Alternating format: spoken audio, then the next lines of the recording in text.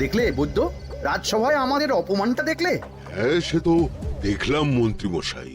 আমি তো বুঝতেই পারছি না যে গোপাল মহারাজকে কি মধু খাইয়েছে যে মহারাজ গোপাল ছাড়া চোখে অন্ধ। আরে আমরা যেন মহারাজের কাছে ফেল না, কিছু একটা করতেই হবে। আমার মাথাটা গরম হয়ে যাচ্ছে। গোপালের মতন রাজসভার ময়লাকে যতক্ষণ না ফেলা যাচ্ছে ততক্ষণ আমার মাথা জ্বলন্ত কয়লা হয়েই জ্বলবে। পণ্ডিত মশাইয়ের মাথায় একটা বুদ্ধি আছে মন্ত্রী মশাই। আপনি যদি সেই অনুযায়ী উঁচির কাজ করেন তাহলে বেটা গোপালের কপালে দুর্গতির সীমা থাকবে না। এই কি বুদ্ধি, কি বুদ্ধি? আপনি বরং এই ব্যাপারে পণ্ডিত মশাইয়ের সাথে একবার আলোচনা করে নিন। আমি চলি, কেমন? আমি চলি। হ্যাঁ হ্যাঁ, এসো এসো এসো এসো।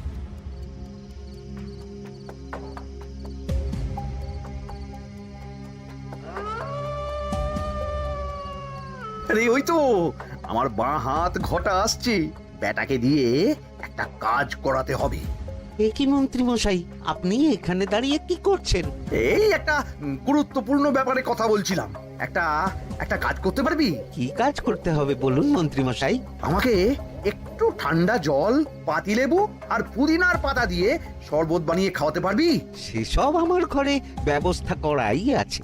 চলুন চলুন, আমার সাথে চলুন। হ্যাঁ হ্যাঁ, চল চল চল চল চল।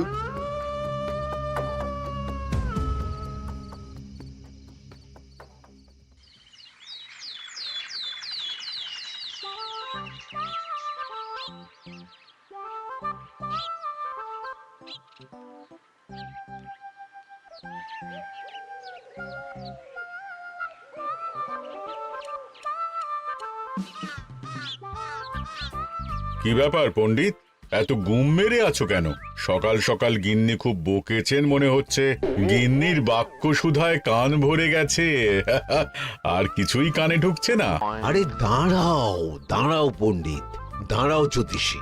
পণ্ডিত তো আমার কথা শুনতেই পেল না মনে হচ্ছে। তুমি তো দূর থেকে বলেছো, আমি তো বলেছি পাশ থেকে, তাতেও শুনতে পাইনি। কানের পোকা হলো নাকি? কি গো পণ্ডিত, ব্যাপার কি? কেমন বুঝছো? এ তো ভয়ানক কর্ণকোষ্ঠবদ্ধতার লক্ষণ। তুমি কচু বুঝেছো? আমার হয়েছে কর্ণগোপাল, তোমাদেরও হতো, কিন্তু তোমাদের দোকান কাটা বলে হয়নি। তুমি আমাদের অপমান করছো। তোমাদের অপমান বোধ থাকলে কোনো শব্দই কানে ঢুকতো না, শুধু একটাই শব্দ কানে বাজতো, গোপাল গোপাল গোপাল। এবারে রাজসভায় কিভাবে হেনস্থা হতে হলো মনে নেই?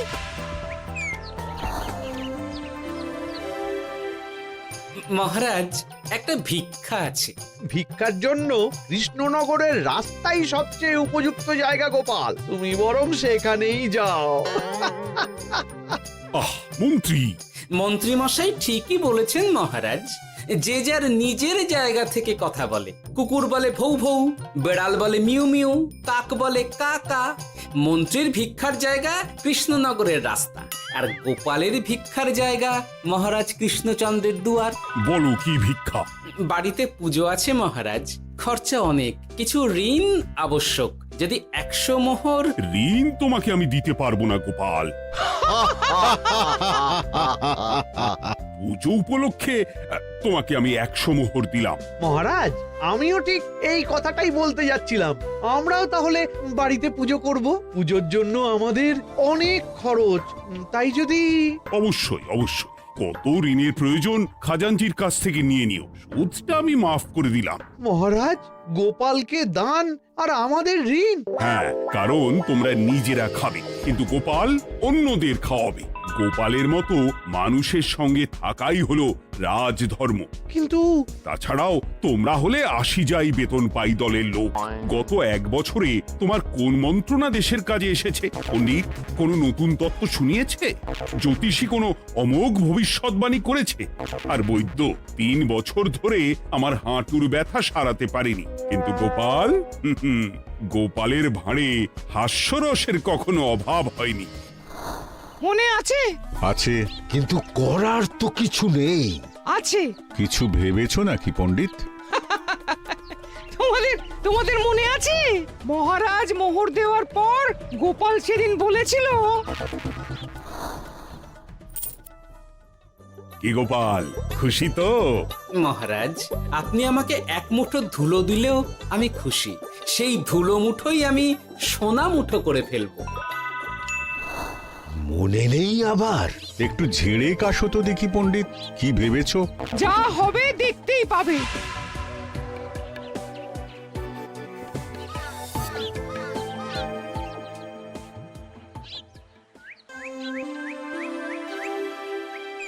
মহারাজের জয় হোক।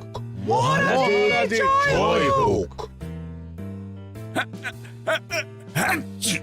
ওরে বাবা, এই যে সকাল সকাল চান করে ঠান্ডা লেগে গেল মনে হচ্ছে। মহারাজ, ওই কবি গান উপলক্ষে গত মাসটা আমি কৃষ্ণনগরের কোণে কোণে ঘুরে বেরিয়েছি। প্রজাদের মধ্যে একটা অসন্তোষ আমি লক্ষ্য করেছি মহারাজ। অসন্তোষ? আমি তো জানতাম আমার শাসনে প্রজারা সুখে আছে। সুখে তারা ভাসছে মহারাজ, কিন্তু একটাই অসুখ, তারা মহারাজের দর্শন পায় না। তারা মহারাজের পদধূলির জন্য আকুল হয়ে আছে, মহারাজের দর্শন পাওয়ার জন্য চাতকের মতো অপেক্ষা করছে। চিত্রকরকে দিয়ে চিত্র অঙ্কন করিয়ে বিলি করে দিলেই হলো।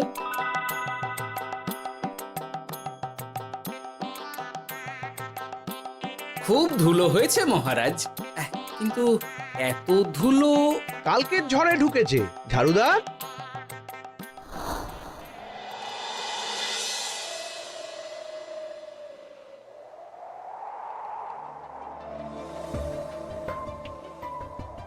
এই সুযোগ, রাজসভা ফাঁকা, এমন ঝড় যে পেয়াদারাও বাইরে নেই। কাজটা সেরে ফেল, বুঝলি? কিরে, কাজটা কর।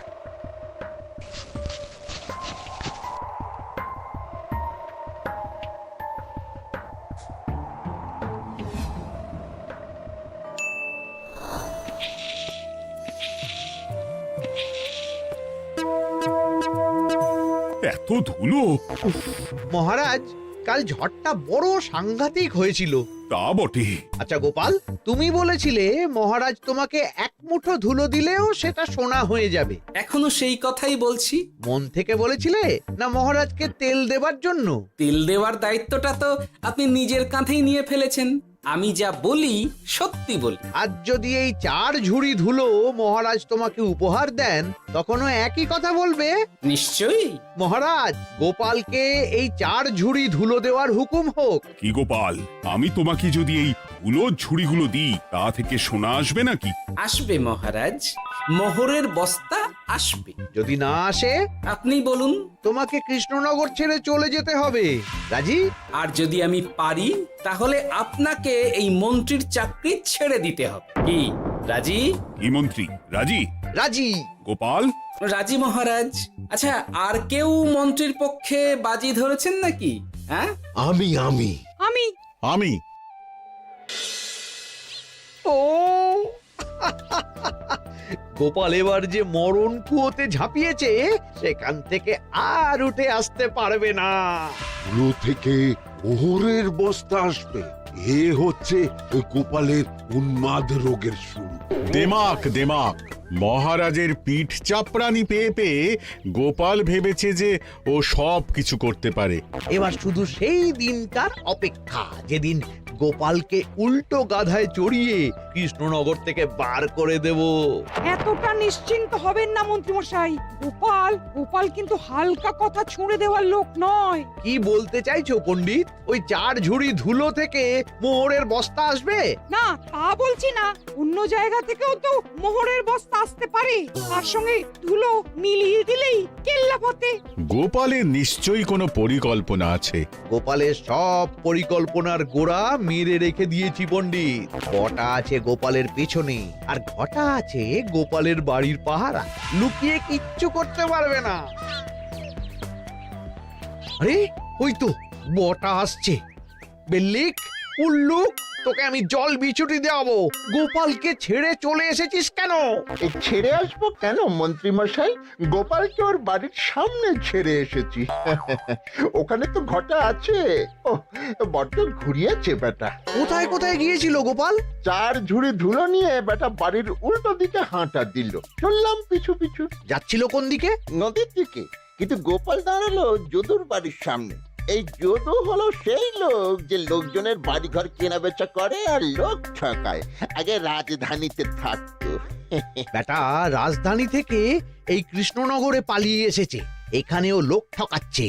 কিন্তু বেটা এত চালাক যে কিছুতেই ধরা যাচ্ছে না। এইরকম লোককে ধরাচ্ছে হাতে রাখা ভালো নয় কি মন্ত্রী মশাই? সে তো জানি, কিন্তু ওর ওপর মহারাজের কড়া নজর আছে। এখন ওর সঙ্গে সম্পর্ক রাখা খুব ঝুঁকি। যাই হোক, তারপর? হ্যাঁ তারপর যদু, যদু রে, গোপাল খুড়ো, আরে তুমি এখানে কি করছো? দেখতেই তো পাচ্ছিস ধুলো। তবে যে সে ধুলো নয়, মহারাজ কৃষ্ণচন্দ্রের পদধূলি। শুনিসনি বোধহয় এখন কৃষ্ণনগরে সবচেয়ে বেশি চাহিদা মহারাজের পদরেণুর। আচ্ছা, মহারাজের পদরেণু নিয়ে যাচ্ছ কোথায়? এই ছোট ছোট পুলিন্দায় ভরে কৃষ্ণনগরের প্রত্যন্ত জায়গায় যেখানে প্রজারা মহারাজের সাক্ষাৎ পায় না সেখানে বিক্রি করব। তোমার কি মাথা খারাপ? পায়ের ধুলো বিক্রি হবে? ওরে, গতবারে মাত্র 1 ঝুড়ি ধুলো 1000 মোহরে বিক্রি করেছিলাম, এবারে 4 ঝুড়ি। শোনো, তুমি আবার ঘুরে ঘুরে বিক্রি করবে কেন? তোমাকে আমি বরং 10 মোহর দিয়ে দিচ্ছি। তুমি আমাকে এগুলো দিয়ে দাও, আর বিক্রি করে যা হবে তোমাকে এই 40 ভাগ দিয়ে দেবো। ওই 10 মোহরে বদমাস যদুকে ধুলো বেচে গোপাল বাড়ির দিকে চললো। বাড়ির সামনে অব্দি পেছনে পেছনে গিয়ে তারপরে এই আপনাদের কাছে আসছি। বলিস কি রে, ধুলো বেচে 10 মোহর? ও মন্ত্রী মশাই, গোপাল তো একেবারে নাড়ি ধরে টান মেরেছে। গেল রাজসভায় এমন সুখের চাকরিটি গেল। এবার আবার রাস্তার ধারে গিয়েই বসতে হবে। এবার নবাবের দরবারে জায়গা আছে কিনা খোঁজ করি গিয়ে। তাত্তেরি, 10 মোহর আর 1 বস্তা মোহরের মাঝখানে অনেক রাস্তা, সেই রাস্তায় আমি লোক বসিয়ে রাখবো। আরে আরে, ওই তো তোমার ঘটা আসছে। এই, তুই গোপালের ঘরের পাহারা ছেড়ে এলি কেন? গোপাল নেই নেই নেই নেই নেই নেই।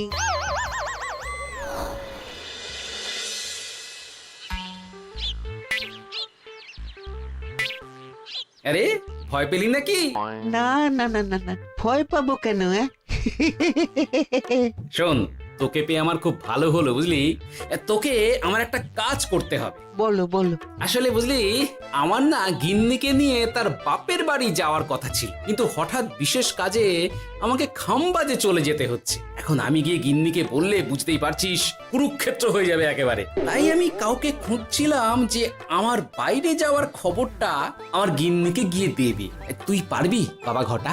ওরে বাবা, আরে আরে আরে, ভয় পাস না, তোকে গিয়ে মুখে কিছু বলতে হবে না। এই নে, এই চিঠিটা আমার বউকে দিবি।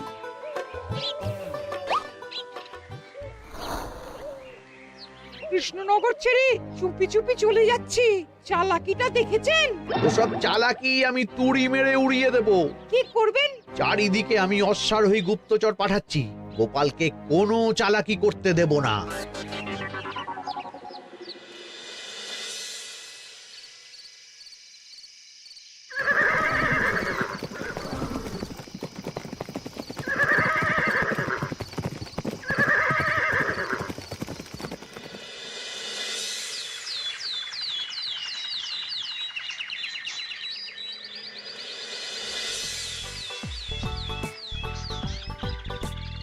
অং বং পিং পং। হ্যাঁ, ওরে বাপ রে, এ আবার কি বলে? মানে বুঝিতে পারিলে না? অং বং পিং পং অর্থাৎ আইসো আমার নিকট বিদেশি জাদু শরবত আছে, ইহাতে তৃষ্ণা নিবারিত হয়, শক্তি বৃদ্ধি হয়, ঘুম ভালো হয়, সম্পর্কের উন্নতি হয়, জামা কাপড় ফর্সা হয়, তু শব্দ না করে সকাল সকাল কষ্ট পরিষ্কার হয়, মূল্য মাত্র 1 মোহর। বোঝো, ওইটুকু অং বঙ্গের মধ্যে এত কিছু? ঠিক আছে, তা দাও দেখি। আপাতত টেস্টটা তো মিটু, বাকিগুলো পরে বোঝা যাবে।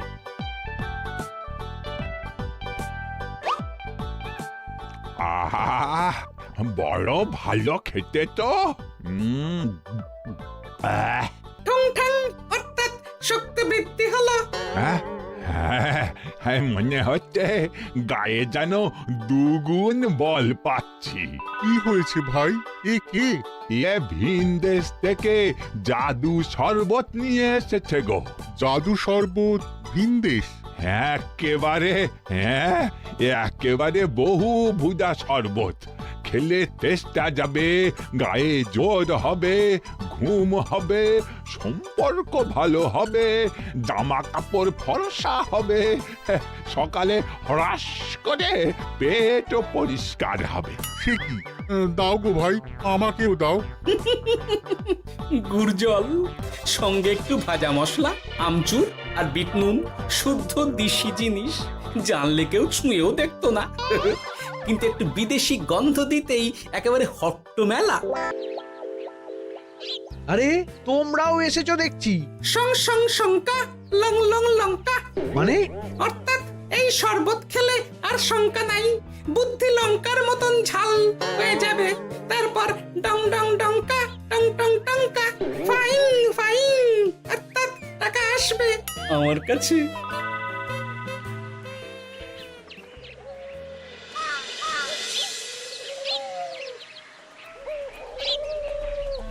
ঝপ ঝপ ছপাং ভট ভট ফটাং, অর্থাৎ উহাকে দৌড়িয়েছো কেন? বেটা জোচ্চোর অনেককে ঠকিয়েছে। অনেক দিন থেকে তককে তককে ছিলাম, এবার এই ধুলো নিয়ে মহারাজের পায়ের ধুলো বলে বিক্রি করছিল। একটা বেনামি চিঠিতে খবর পেয়ে বেটাকে ধরেছি। ব্যাং ব্যাং বিগ ব্যাং, অর্থাৎ বাহ বাহ বাহ বাহ। বেনামি চিঠিটা আমি দিয়েছিলাম বাবু। বাবা যদু, তুমি সেই রাজধানী থেকে কৃষ্ণনগর অবধি মানুষকে অনেক খোল খাইয়েছো। তুমি এতদিন ঘুঘু দেখে এসেছিলে বাবা, এবার গোপাল নামক ফাঁদটা দেখলে। কতবার বলবো, এইসব ধুলো আমি গোপালের কাছ থেকে কিনেছি। যা বলার ওই বিচারের সময় মহারাজকে বলবি। চল চল চল চল চল।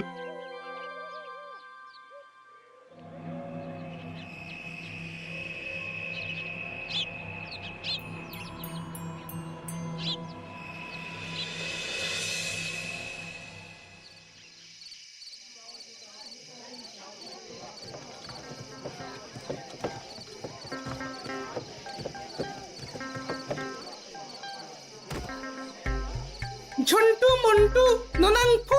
নাও ঠেলা। সাহেব বলে কি ফু দিয়ে দিতে হবে? কি বলছো সাহেব?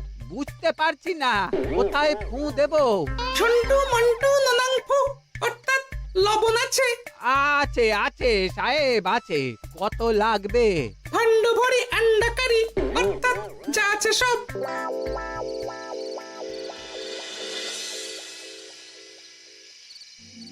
ব্যাস, মোটামুটি আশেপাশে সব দোকানের নুন এখন আমার জিম্মায়। এবার আসল মজা শুরু হবে।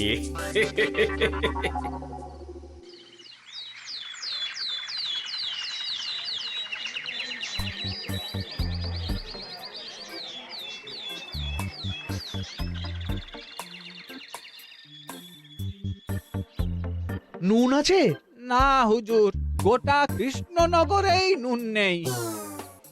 ওই দেখো, পুরো রাজসভাই বাজারে জড়ো হয়েছে। সন্টামনা সন্টু মন্টু। এ আবার কি বলছে রে বাবা? সন্টামনা সন্টু মন্টু, অর্থাৎ জনগণ শ্রবণ করুন।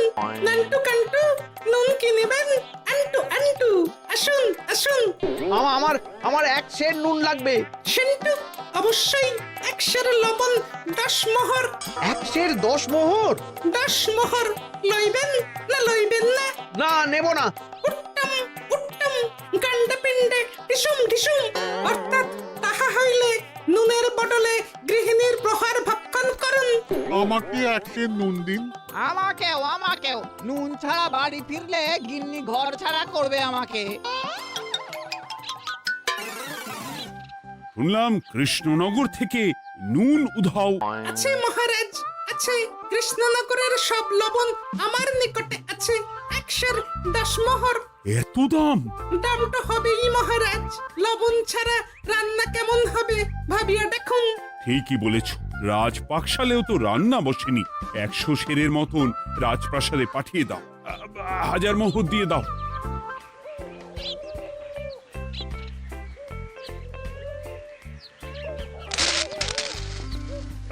ব্যাস 1 বস্তা মোহর হয়ে গেছে। গোপাল, হ্যাঁ মহারাজ, গোপাল, যে 4 ঝুড়ি ধুলো থেকে 1 বস্তা মোহর রোজগার করেছে। ইয়া বাত! চলো রাজসভায়, পুরো গল্পটা শুনতে হবে। সকলেই এসো তাহলে রাজসভায়। কিন্তু মহারাজ, যারা বাজি হারলো তাদের তো চাকরি গেছে, তো তারা রাজসভায় যাবে কি করে? ঠিক ঠিক ঠিক বলেছ। আর যারা বাজি হারলো তারা বাদ, বাকিরা চল। এই সেরেছে, গোপাল তো আবার বাজি মেরে দিল। ও মহারাজ, আমাদের দেখুন। ও মহারাজ, আমাদের দেখুন। ও মহারাজ।